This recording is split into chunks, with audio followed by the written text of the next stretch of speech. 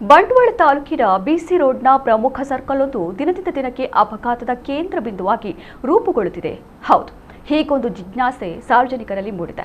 ಇಲ್ಲಿ ಸರ್ಕಲ್ ಬೇಡ, under pass ಬೇಕು ಎಂಬ ಸಾರ್ವಜನಿಕರ ಕೂಗು ಮತ್ತೆ ಮತ್ತೆ ಕೇಳಿ ಬರುತ್ತಿದ್ದರೂ ಸಮಸ್ಯೆಗೆ ಶಾಶ್ವತ ಪರಿಹಾರ ದೊರೆಯದಿರುವುದು ಆತಂಕಕ್ಕೆ ಕಾರಣವಾಗಿದೆ.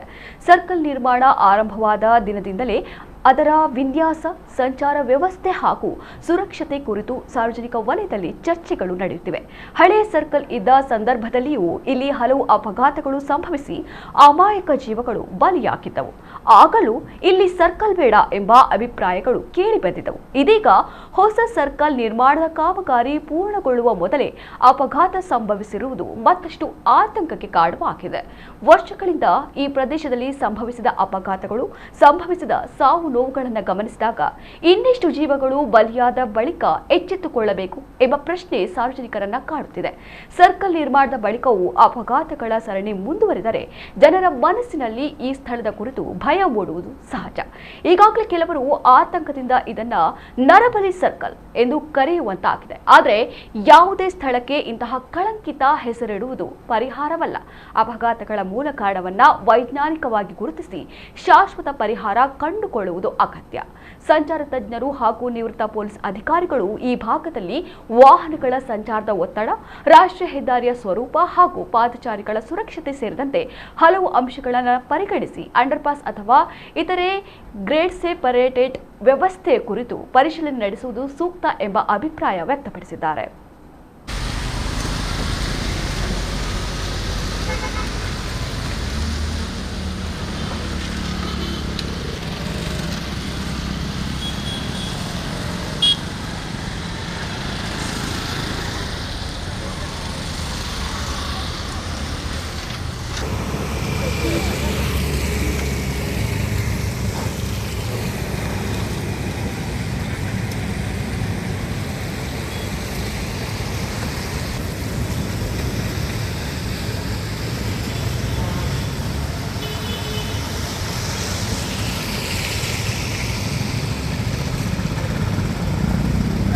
ಪುರಸಭೆಯ ವ್ಯಾಪ್ತಿಯ ಬೀಚ್ ರೋಡ್ನ ಸರ್ಕಲ್ನಲ್ಲಿ ದಿನಂಪ್ರತಿ ಈ ಭಾಗದ 4 ಕಡೆಯಿಂದ ಬರುವ ಸಂಚಾರ ಮಾಡುವ ವಾಹನಗಳು ಇಲ್ಲಿ ಅಪಘಾತ ಸಂಭವಿಸ್ತಾ ಇದೆ.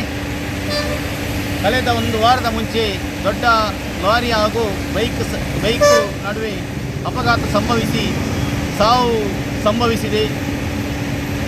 ಇದೊಂದು ಅವೈಜ್ಞಾನಿಕವಾದ ಒಂದು ಸರ್ಕಲ್ ಆಗಿರುತ್ತದೆ.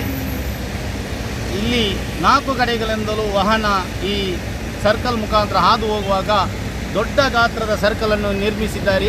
ಇದೊಂದು ಅವೈಜ್ಞಾನಿಕ ಸರ್ಕಲ್ ಆಗಿರುತ್ತದೆ. ದಿನಂಪ್ರತಿ ಇಲ್ಲಿ ವಾಹನ ಅಪಘಾತ ಸಂಭವಿಸ್ತಾ ಇದೆ. ಅದರೊಟ್ಟಿಗೆ ಇಲ್ಲಿ ಒಂದು ಅಂಡರ್ ಪಾಸನ್ನು ನಿರ್ಮಿಸಬೇಕೆಂದೇಳಿ ಈ ಭಾಗದ ಎಲ್ಲ ಸಾರ್ವಜನಿಕರ ಒಂದು ಒಕ್ಕೊರಲ ಆಗ್ರಹವೂ ಆಗಿರುತ್ತದೆ. ರಾಷ್ಟ್ರೀಯ ಹೆದ್ದಾರಿ ಅಧಿಕಾರಿಗಳು ಈ ಭಾಗದ ಸಾರ್ವಜನಿಕ ಅವರ ಬೇಡಿಕೆಗೆ ಸ್ಪಂದಿಸಿ ಈ ಭಾಗಕ್ಕೆ ಒಂದು ಅಂಡರ್ ಪಾಸ್ ನಿರ್ಮಾಣ ಮಾಡಬೇಕು.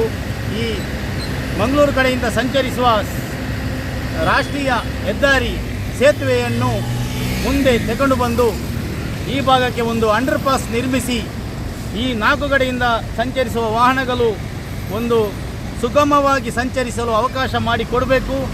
ಈ ಸರ್ಕಲ್ನಲ್ಲಿ ಸುಮಾರು 20 ವರ್ಷಗಳಿಂದ ನಿರಂತರವಾಗಿ ಈ ಭಾಗದಲ್ಲಿ ಅಪಘಾತ ಸಂಭವಿಸ್ತಾ ಇದೆ, ಸಾವು ನೋವುಗಳು ಸಂಭವಿಸ್ತಾ ಇದೆ. ಅದಕ್ಕಾಗಿ ಇಲ್ಲಿ ಒಂದು ಅಂಡರ್ ಪಾಸ್ ನಿರ್ಮಿಸಬೇಕು.